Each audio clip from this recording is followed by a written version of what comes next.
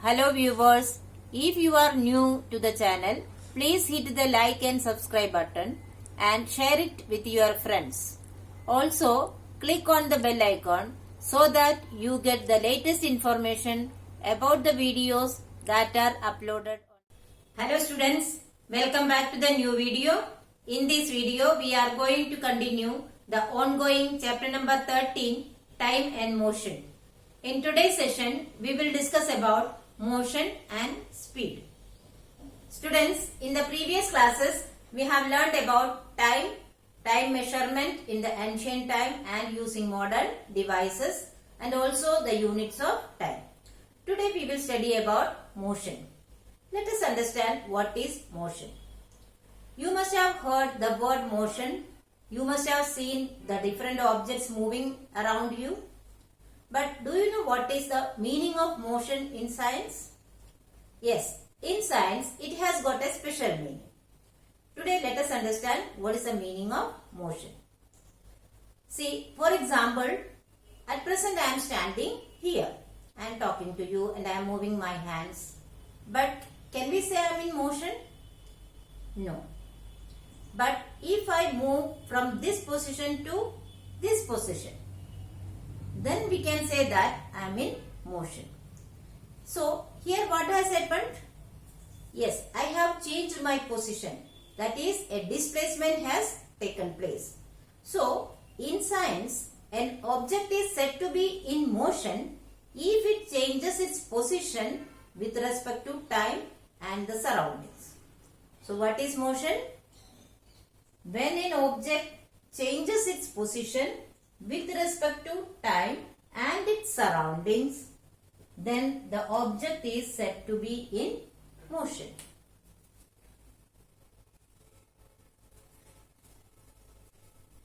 Then, if there is no change in position, then what is that condition called? Yes, that condition is called as rest. So, what is rest? When there is no change in position of an object, it is said to be at rest. So, we can say that the terms motion and rest are opposite to each other. Now, let us see what are the different types of motion. You must have seen the different objects executing the movement differently. So, let us see what are they. The motion of an object can be linear, circular, periodic, rotational, oscillatory or vibratory. Now, what is meant by linear motion? When an object moves on a straight path or on a straight line with all its body parts moving at the same time, it is known as linear motion. And what is circular then? If the path of the movement is a closed circuit or a closed path, then it is known as circular motion. Periodic. Periodic you are familiar with. Periodic means if the motion or movement repeats after regular interval of time, then it is said to be periodic. Rotational. If the movement of the body takes place about an axis, then it is known as rotational motion. Oscillatory and vibratory.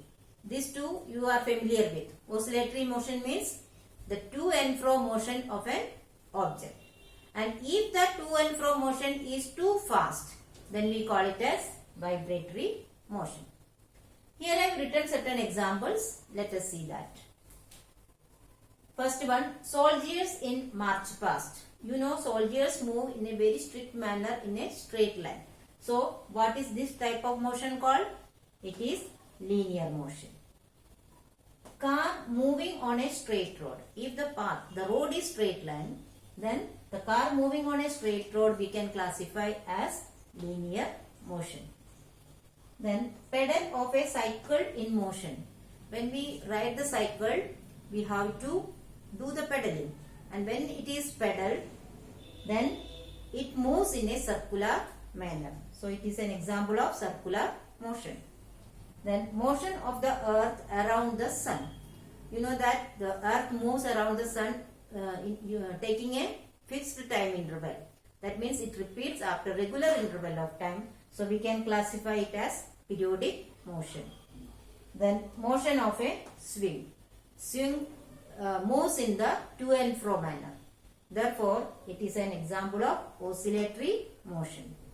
Then movement of a top. Here top means bummer door. Bummer door always move in about a fixed position. So, this movement of the top we can classify as rotational motion. Now, let us see what is fast and slow motion. To understand this concept, let us consider one situation. If an object A covers a distance in less time and another object B covers the same distance in more time, then the object A is called a faster moving object and B is called a slower moving object. That is, object A has a faster motion and B has a slower motion. So, let us take the example of a bus and a cycle. If we compare the movement of a bus and cycle, which is faster?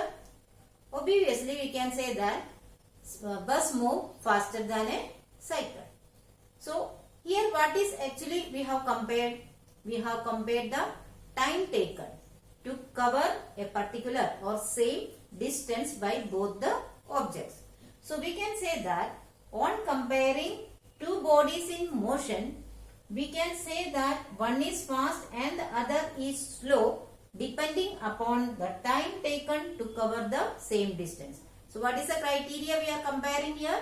The time taken to cover the same distance. Based on that, we can say that which one is faster and which one is slower. Does it mean that that object will remain slower or faster all the time? If we compare the movement of a cycle or a person riding a cycle and a person walking, who is faster there here? The person on the cycle. In the previous case, we have seen that the cycle moves slower than a bus. But if we compare cycle and the person walking, then who is faster? Cycle is faster than. So, we can say that the time taken to cover the same distance, if we compare that, based on that we can say which is faster and which is slower. Now, let us understand what is speed. To study speed, we have to take one situation. Two cars in a race leave from the same starting point and at the same time but reach the finish line at different times. The car that covers the distance in the least amount of time win the race. What is the reason? Because it was moving faster than the other car. So here what we have compared? Because both the cars have started at the same point and same time but reach the finish line at different time. So here we have compared the time taken to cover a fixed distance.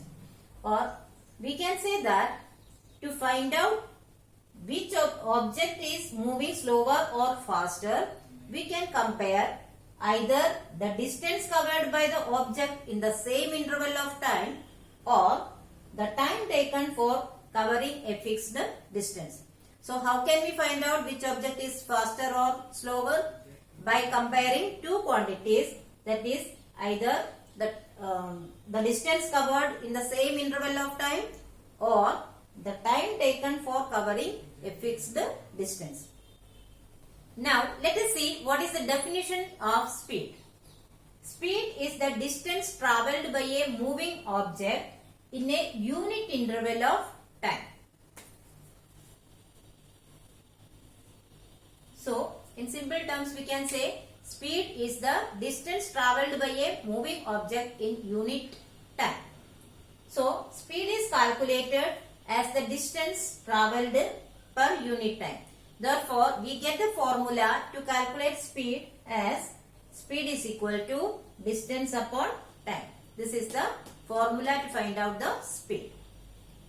Now, for example, when we say that an object speed is 20 km per hour, what does it mean? It means that that body covers a distance of 20 km in 1 hour. Therefore, we can say that the speed shows us or tell us the distance travelled by the object in unit interval of time. Now let us understand what are the units of speed. The SI unit of speed is meter per second, which is abbreviated as m/s. In everyday practice, the speed is measured in kilometer per hour, that is km per h. Here SI unit, that is the standard unit of speed, is meter per second. But meter and second both are very smaller units. Therefore, in practical life, the speed is mentioned in kilometer per hour. Now, these units both can be converted. That is, the unit of speed can be converted from kilometer per hour to meter per second and vice versa. Vice versa means in both the directions. That is, meter per second can be converted into kilometer per hour and kilometer per hour can be converted into meter per second. Now, let us discuss the conversion of units of speed. First of all, we will see how to convert kilometer per hour into meter per second. You know that 1 kilometer is equal to 1000 meter and 1 hour is equal to 60 minutes. That is 60 into 60, that is 3600 seconds. So 1 hour is equal to 3600 seconds. So substituting this value, we can write 1 kilometer per hour is equal to 1000 divided by 3600, that is 3600 meter per second. On cancellation, these two zeros can be cancelled, and if we cancel this 10 upon 36 with 2, we can get here 5 and 18 here. That is 5 upon 18 meter per second. So on cancellation we get 5 upon 18 meter per second. Therefore, by multiplying the value in kilometer per hour by 5 by 18, we get the speed in meter per second. So, how can we convert kilometer per hour into meter per second? Just by multiplying the value in kilometer per hour with 5 by 18. Now, let us see how to convert meter per second into kilometer per hour. We know that 1 meter is equal to 1 by 1000 kilometer. Similarly, 1 second is equal to 1 by 3600 hours. So, by substituting these values, we can get 1 meter per second is equal to 1 by 1000 divided by 1 by 3600. So, by applying the rule of fraction division, we can write it as 1 by 1000 into this 3600 by 1. So this both we can cancel and we will get 3600 divided by 1000. So cancel these two zeros and divide it by 2. So here you will get 18 and this 5. Therefore, the final value is 18 upon 5 kilometer per hour. So, what we can say? Multiplying the value in meter per second by 18 by 5 gives the speed in kilometer per hour. To convert meter per second into kilometer per hour, we have to multiply the value in meter per second with 18 by 5. Now, let us see how can we measure the speed of a vehicle. All motor vehicles have a speedometer and an odometer fitted in them. So, speedometer measures the speed of the vehicle in motion. It displays the speed in kilometer per hour. So, every motor vehicle has an odometer and a speedometer fitted in them. And what is the function of speedometer? As the name indicates, the speedometer displays the speed of the vehicle in motion, and thus this speed is displayed in kilometer per hour. The speedometer measures the speed of the vehicle at specific moments, that is instantaneous speed. What does it mean? When we look at the speedometer, we can see what is the speed of the vehicle at that particular moment. That is called as instantaneous speed. Further, a speedometer helps us to keep a check on the speed of the vehicle in motion and drive safely. So this is one of the advantages of having a speedometer. We can keep a track of the speed with which the vehicle is moving and drive safely. It also helps us to approximately calculate the time to reach the destination if we know the distance. If we know the distance of the place, then we can approximately calculate the time required to reach our destination. Now, the other instrument fitted in a vehicle is an odometer. An odometer records the distance travelled by the vehicle in kilometer. So, what is the use of an odometer in a vehicle? It measures the distance travelled by the vehicle in kilometer. It is often displayed in the same console as the speedometer. Nowadays, both odometer and speedometer both are coming in the same console in a vehicle.